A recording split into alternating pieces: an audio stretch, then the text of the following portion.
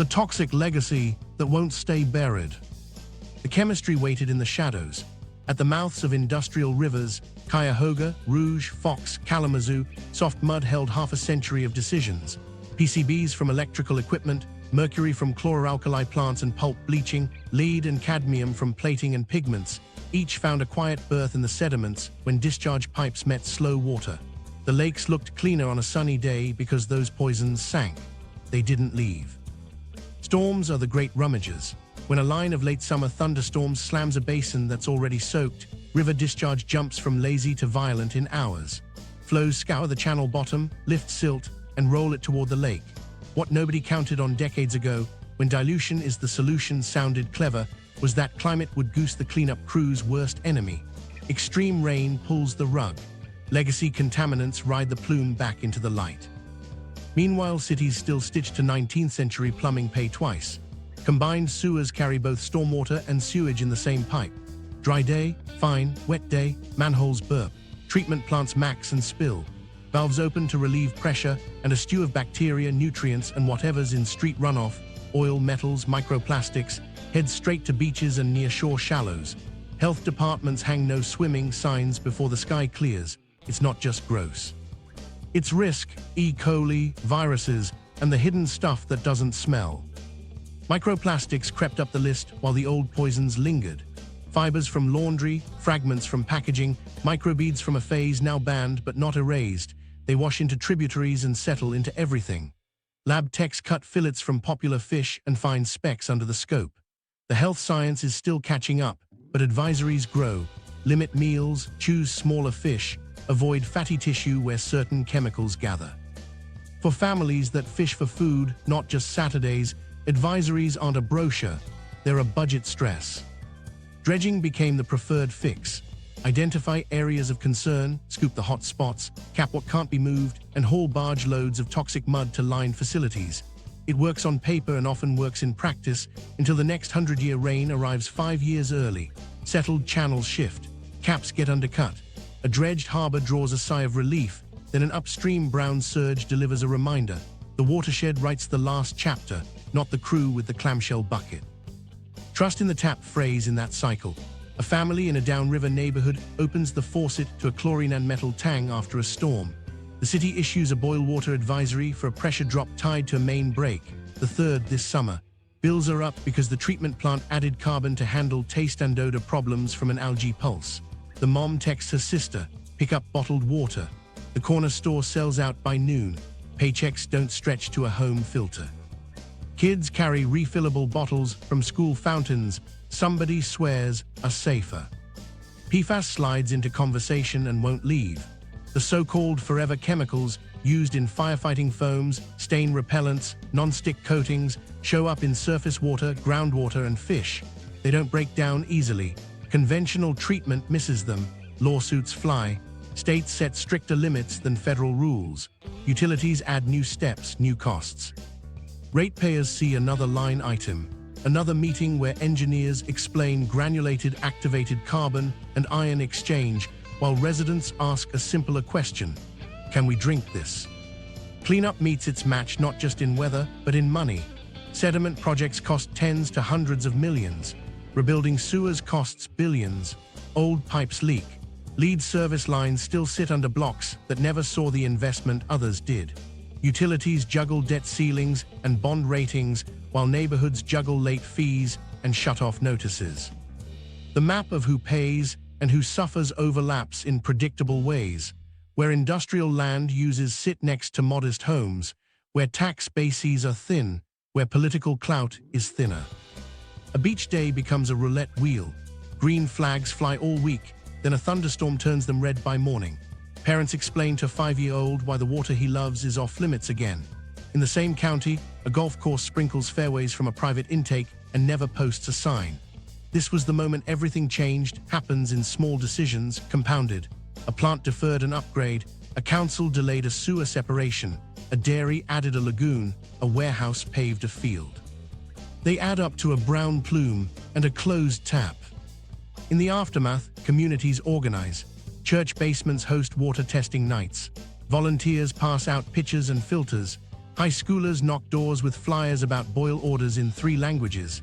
City halls launch text alerts and dashboards. It helps, but it's triage. Until the sediments are secured, the sewers separated, and upstream nutrients throttled, the next storm resets the board. Recovery stalls because the system keeps moving. The lakes aren't a museum, they're a conveyor. Wind, waves, and runoff redistribute yesterday's mistakes. The burdens fall heaviest on people with the fewest choices: renters who can't replace pipes, elders on fixed incomes who can't buy filters, anglers who can't switch to costly store-bought protein. And as chemistry and biology falter together, the water itself starts moving differently, whipping between extremes in ways the old playbook didn't anticipate. Climate whiplash, from record lows to record highs. The water started behaving like a mood swing, not a gentle cycle, but whiplash. A decade ago, harbors posted "Mind Your Draft" signs as levels slid to charts nobody under 40 had seen. Dock pilings stuck out like ribs, marinas grounded boats that had never touched mud. By 2013, winter storms blew dust across stretches where charts promised depth. Then, almost without pause, the script flipped. By 2020, waves punched over seawalls designed for another era, flooding streets that once felt safely inland. To understand why, you've got to follow heat. Ice used to lock the surface, capping evaporation through the cold months. As winters warmed, ice cover shrank and arrived later, left earlier. That opened a longer evaporation season. Meanwhile, the atmosphere kept more moisture. When storms came, they came loaded. One year the balance tipped toward extra loss: sun, wind, long ice-free autumns sucking water away. Another year, storm tracks lined up and hammered the basin, dumping rain that swelled tributaries and pushed lakes up fast. The seesaw got a motor. Shipping felt it first, then everyone else. In the low-water years, captains shaved cargo to keep keels off the bottom. Every inch of draft lost can mean hundreds of tons left on the dock. Multiply that across a season, and you're talking real money. Dredges raced across choke points, scraping channels deeper as budgets allowed. But dredging can't chase water that's simply not there. The flip side arrived with the flood years. High water made some channels wide-open highways, but it turned docks into traps. Waves tore cleats from concrete. Fender posts snapped. A good northerly could slam a ship against a pier with a force the mooring plan never contemplated. Homes learned a new language: seiche, the slosh that tilts water from one end of a lake to the other under wind and pressure. A south wind could raise the north shore a foot in hours, then reverse. Breakwalls designed for a certain historic high now met a burst that sent spray over rooftops.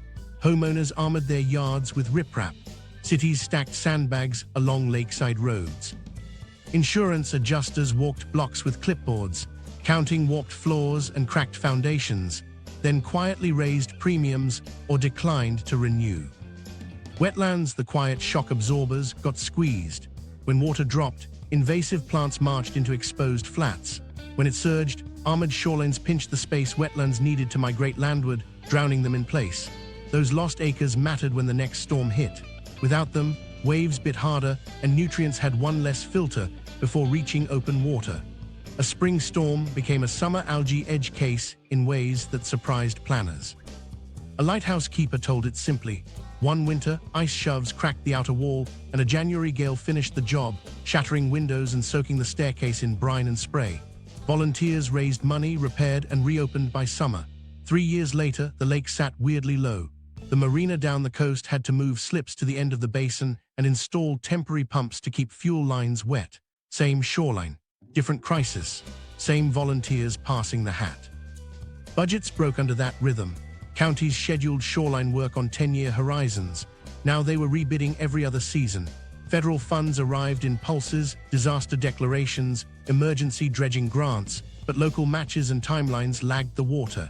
Engineers presented 2 sets of plans at council meetings, one for lows, one for highs, neither cheap. This was the moment everything changed. Wasn't a thunderclap, it was a spreadsheet. Ports adapted by buying time. Some deepened berths and installed adjustable fenders. Some built floating docks for small craft to ride the swings. Others couldn't. Bedrock sits where bedrock sits. When water ran high, they shut sections during storms to keep workers safe. When it ran low, they staged cargo in smaller bites. Every workaround shaved efficiency. Every shave rolled down supply chains, ore deliveries, grain shipments, salt for winter roads. Farmers felt the swing in their fields. In a low-water year, tributaries ran thin, and irrigation demands spiked just as shallow wells coughed up sand. In a high-water spring, tile drains ran full, carrying phosphorus from saturated soils into ditches that poured it straight to the lakes. Planting windows shrank and shifted. Rain that used to fall over a week arrived in 6 hours. The old drainage math didn't hold. City planners rewrote ordinances. New construction near shorelines faced higher elevations and setbacks. Some towns offered buyouts for repeatedly flooded homes and turned lots into public greenways designed to flood safely. Others poured taller walls and hoped. Real estate agents learned a new disclosure cadence, talking through flood histories like school district ratings. Mortgage lenders asked for flood elevations in neighborhoods where nobody had ever bothered. Ice cover decline rippled beyond water levels. Less ice meant more winter wave energy chewing at bluffs. It meant unsafe ice seasons that shortened tourism economies built on shanties and snowmobiles. It meant shipping seasons nudged longer, colliding with maintenance windows for locks and channels. It also meant more open water late into fall, more evaporation, and another nudge toward the next low cycle, unless the storm track loaded the basin again. Planning timelines broke because the reference points moved. The 100-year flood arrived twice in a decade in some basins. The record low was followed by a record high inside a single political term. Capital projects designed to last 50 years met conditions outside their design in 5. People asked for certainty. Engineers offered ranges and probabilities, then watched a freak storm puncture the middle of the bell curve. Legal walls looked solid, zoning, setbacks, permits, until they met a lake that refused to sit inside old averages. That's where the next fight begins. Who gets to build, armor, dredge, or retreat when the boundary between land and lake won't stay still? The Great Lakes Compact, shield or sieve. Legal walls looked solid until the water started breaking every norm in the playbook. That's when people reached for the document they thought would hold. The Great Lakes, St. Lawrence River Basin Water Resources Compact. 8 states on one side, 2 Canadian provinces aligned by a parallel agreement on the other. The headline promise sounded simple. What's in the basin stays in the basin. No big pipes out. No cavalier drains to thirsty neighbors. A shield, finally. But law lives in definitions.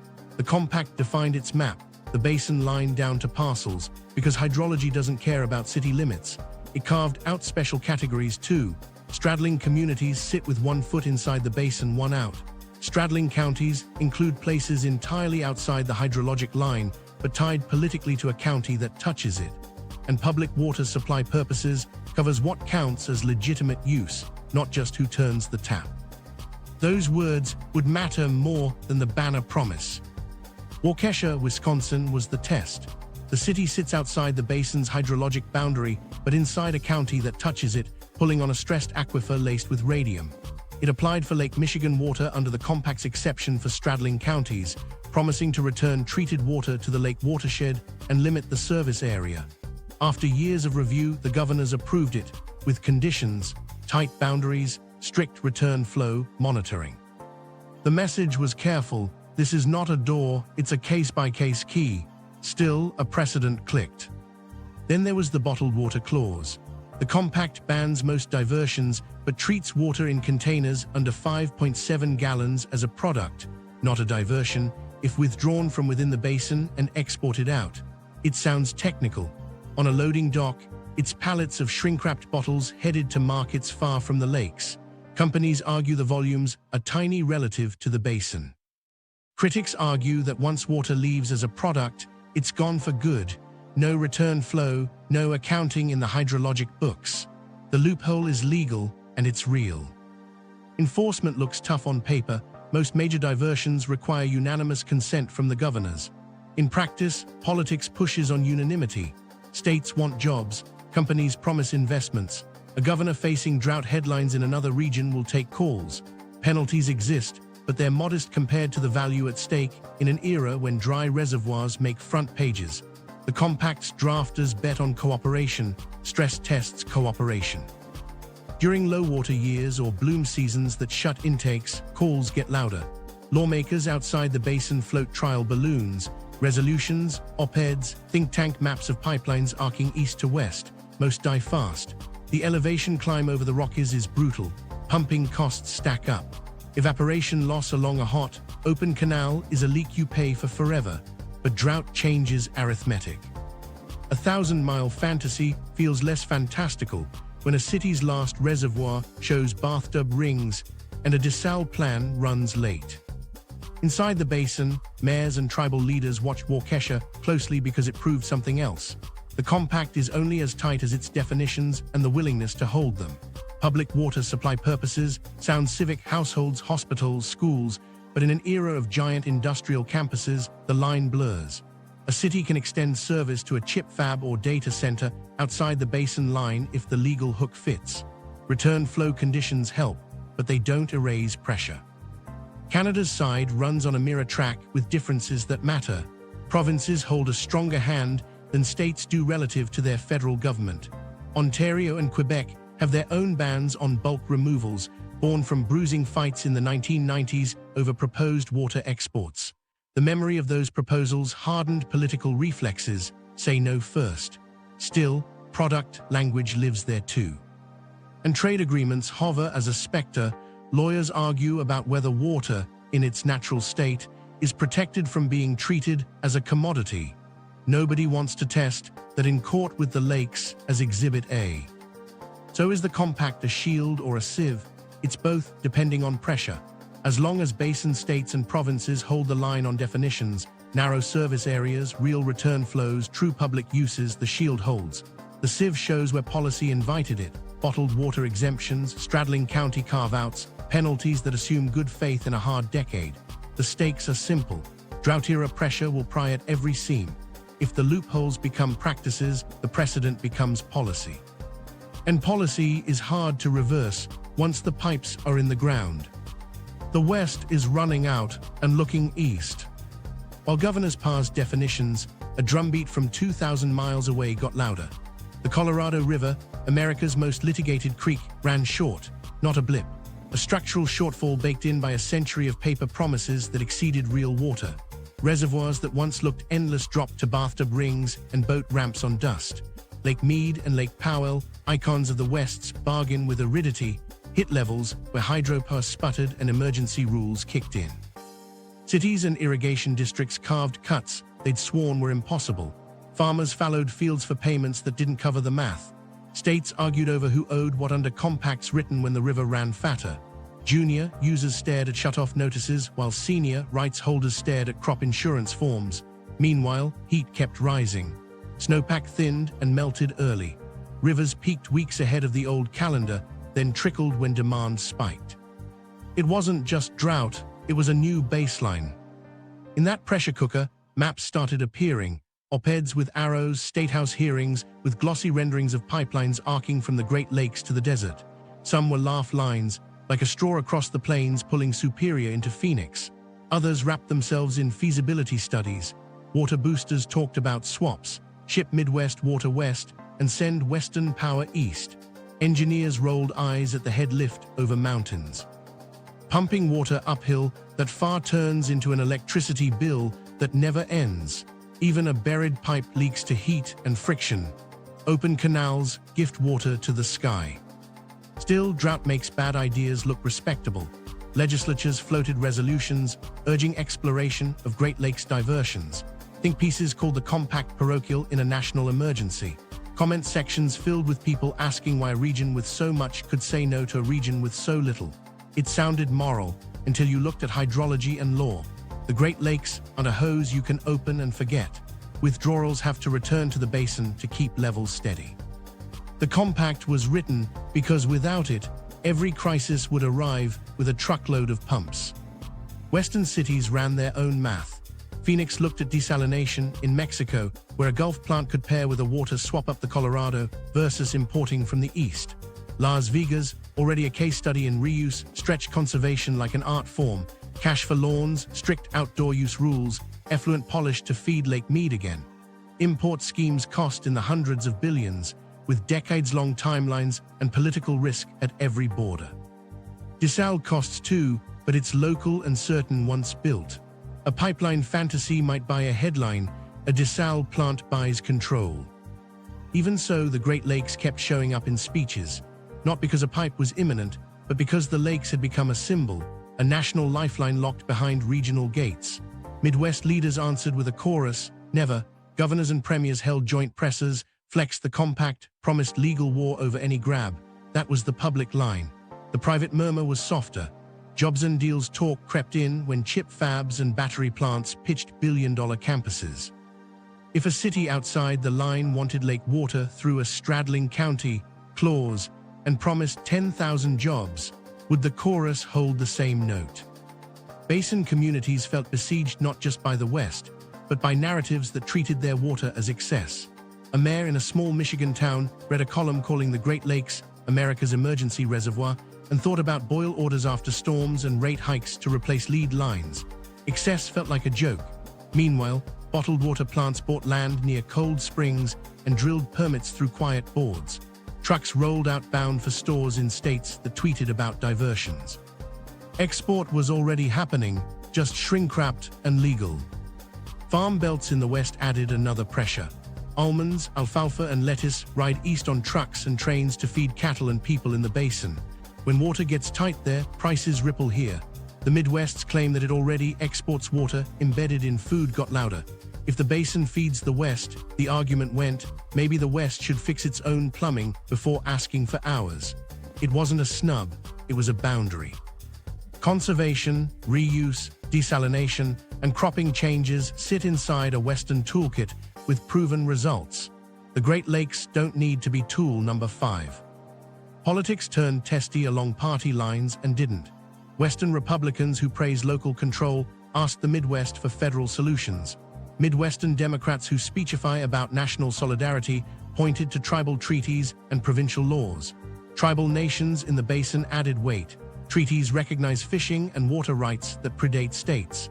Any talk of diversions that skip their consent isn't just rude, it's illegal. That fact resets certain fantasies before they reach committee.